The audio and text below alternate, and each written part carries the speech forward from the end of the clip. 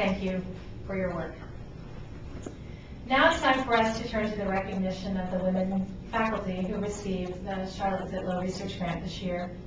And as we turn to the final formal recognitions of this reception, I think it's important to remember the part of the resolution creating Equality Day that challenges us to continue the struggle. We need to recognize that we have come far, further in some parts of the world than in others, in securing equality for women, but we must remain vigilant and attentive.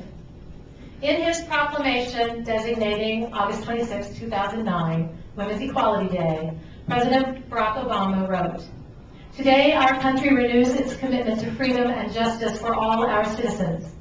As we prepare to celebrate this Women's Day of Equality, we reflect on the sacrifices once made to allow women and girls the basic rights and choices we freely exercise today. The future we leave to our daughters and granddaughters will be determined by our willingness to build on the achievements of our past and move forward as one people and one nation. The fight for women's equality is not a woman's agenda. It is an American agenda." We know that within higher education, the national research tells us that there are still hiring, tenure, and promotion gaps, gender gaps, which persist. We know that there is not an inconsequential wage gap, which persists in our own profession. I remember that when I came to Indiana State as a student in the late 70s and then returned as Director of Women's Studies in 1990, there were a few more women deans than there are today, but there were fewer chairs and many fewer faculty. Today there are 159 women faculty at Indiana State University who are tenured or tenure eligible. Last year, 28 women held the rank of full professor at Indiana State University. That number this year is 29. It's not the progress we might want to see, but it is progress. And it is progress that we work for and do not wait to have happen. And we know our work is not yet done. We're very pleased that ISU is engaging this work. Last year, Provost Maynard supported a faculty learning community that brought 12 women together to study the research and experience of these gaps. That community was entitled Closing the Tenure Gap, and it involved pre-tenure women faculty at Indiana State University. One manuscript, which has been accepted for publication, authored by 3 of the members of that community, is an outcome of that experience, among many outcomes. This year, Provost Maynard is supporting a sequel of sorts through the Center for Instruction, Research, and Technology, entitled Partial Success. And that learning community will enroll women across ranks to examine paths toward success in the academy.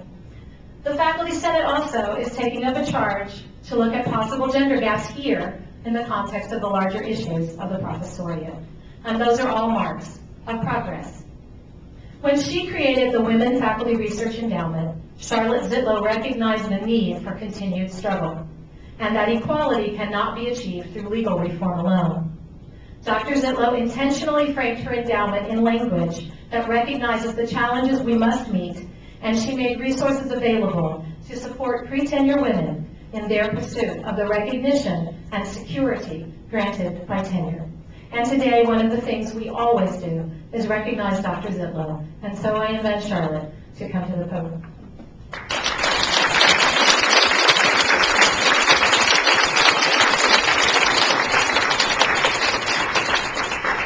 Well, it's really my pleasure to be here. I can't express it strongly enough. It's delightful to celebrate a day like this, and I cringe every time I hear my name, I have to say.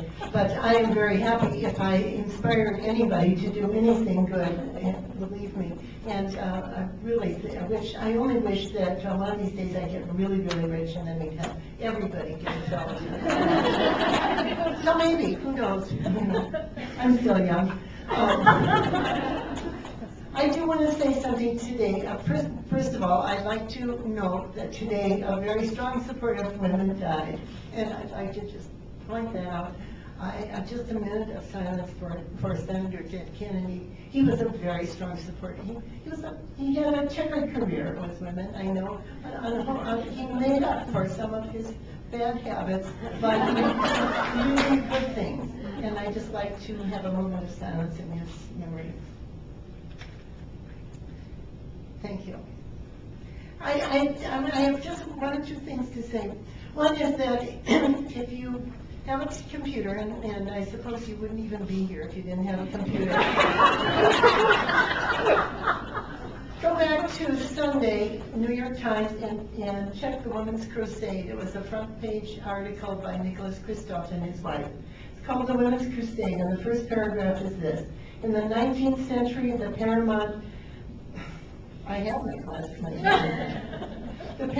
moral challenge was slavery. In the 20th century, it was totalitarianism. In this century, it is the brutality inflicted on so many women and girls around the globe. Sex trafficking, acid attacks, bride burnings, and mass rape. Pretty strong words. You may or may not know that I work for a domestic violence program in Bloomington. I am the economic development coordinator and created several businesses and run a microloan business over there. So I work directly with women who've been victims of domestic violence, and I know how important the work we do is to their lives and their psyche. And I'm thinking that while these words that Nicholas Kristof had are pretty violent, that there is a kind of violence to women's life in this country and in this community and in our lives on a day-to-day basis, not getting the recognition you have, not being respected for what you can do, not being paid attention to as a person. Those are kinds of violence that we all experience, and that we need to be fighting, as well as the larger issues that he describes. And one of the ways we do that is through education. It's the most important way to move women and the society ahead is through education. We know that if people are really, really poor and the women get educated, they have fewer children, they have healthier lives, they bring to their community. And the same thing is true as we go up the economic ladder. So the education that you're doing and that you've had for yourself and that you are bringing to other women and men in this community are extremely important. And for me, it's terribly important that each of you has the ability to, and the time and the resources to do what you need to do for yourself in your research and for the community around you. So I applaud everybody who's doing everything you're doing, and I just hope that we can support you more and more. I do thank President Bradley. I think he's wonderful to match the endowment income, and I just hope that endowment income gets bigger and bigger so that he's going to have a harder and harder time as time goes on. But I congratulate you all, and I am honored to be here. Thank you.